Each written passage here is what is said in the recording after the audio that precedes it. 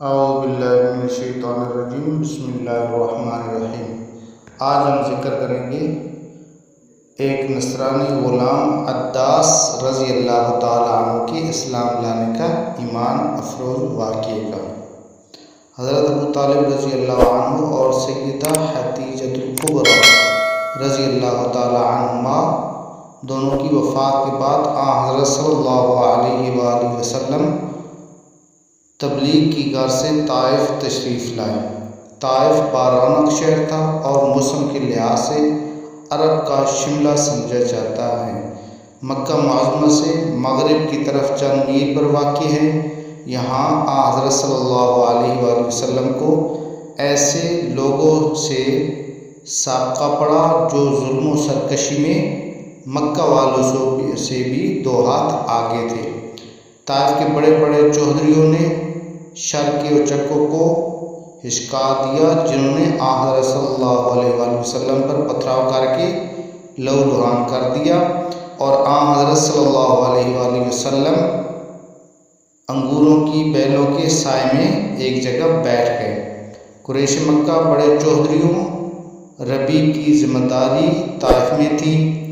ربیع کے دونوں بیٹے شیبہ اور عتبہ یہاں آئے ہوئے تھے۔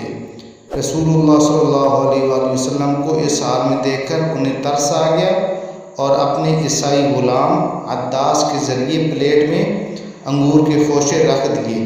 حضرت صلی اللہ علیہ وآلہ وسلم نے بسم اللہ پڑھ کر تناول فرمانا شروع کر دیا۔ بسم اللہ پر عداس کے تعجب کی کوئی حد نہ رہی۔ عرض کیا کہ اے صاحب، اس بستی کے رہنے والے تو یہ کلمہ نہیں پڑھتے، خدا را مجھے بھی اس کی حقیقت بتائیے۔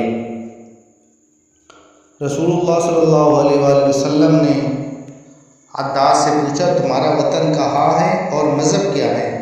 عداس نے کہا کہ میرا وطن نینوا ہے اور مذہباً میں نصرانی ہوں۔ رسول اللہ صلی اللہ علیہ وآلہ وسلم نے فرمایا، وہی نینوا جہاں ایک مرد صالح یونس علیہ السلام پیدا ہوئے تھے۔ یونس علیہ السلام بھی اللہ تعالیٰ کے رسول تھے۔ اس کے جواب میں عداس نے کہا کہ یونس علیہ السلام کو آپ نے کیسے جانا؟ رسول اللہ صلی اللہ علیہ وسلم نے فرمایا، یونس علیہ السلام نبی میرے بھائی تھے، کیونکہ میں بھی نبی ہوں۔ رسول اللہ صلی اللہ علیہ وآلہ وسلم کی زبان سے یہ کلمہ بھی پوری طرح ادا نہ ہوا تھا کہ عداس نے سر سے پاؤں تک رسول اللہ صلی اللہ علیہ وآلہ وسلم کے روئے روئے کو بوسہ دیا۔ شیبہ یہ منظر دیکھ رہا تھا، جو اس کا مالک تھا عداس کا، وہ یہ منظر دیکھ رہا تھا۔ اس سے رہا نہ گیا، غلام واپس لوٹا تو کہا کہ اے بد نصیب، تو اس شخص سے کس غضب کی عقیدت کا اظہار کر رہا تھا؟ عداس نے کہا، اس وقت دنیا جہاں میں یہ شخص سب سے بہتر ہیں، اس نے مجھے ایسی باتیں بتائی ہیں جنہیں دوسرا جان بھی نہیں سکتا۔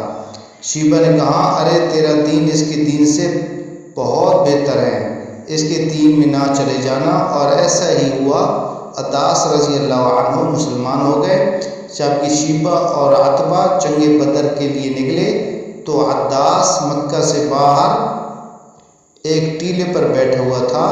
شیبہ اور عتبہ ادھر سے گزرے تو حضرت عداس رضی اللہ تعالیٰ عنہ نے روک کر ان سے کہا کہ وہ شخص واقعی رسول ہیں، اللہ کا رسول ہے، آپ کا آگے قدم اٹھانا خود کو مقتل میں لے جانا ہے۔ مگر شیبہ اور عتبہ کی تقدیر میں اپنے سرغنہ ابو جہل سے ہم بغل ہو کر بدر کے اندھے کنویں کی نجس موت درد تھی، اور حضرت عداس رضی اللہ تعالیٰ عنہ کے مقدر میں بدر کی شہادت کا عروج، اور ایسا ہی ہوا۔ اللہ تعالیٰ حضرت عداس رضی اللہ تعالیٰ عنہ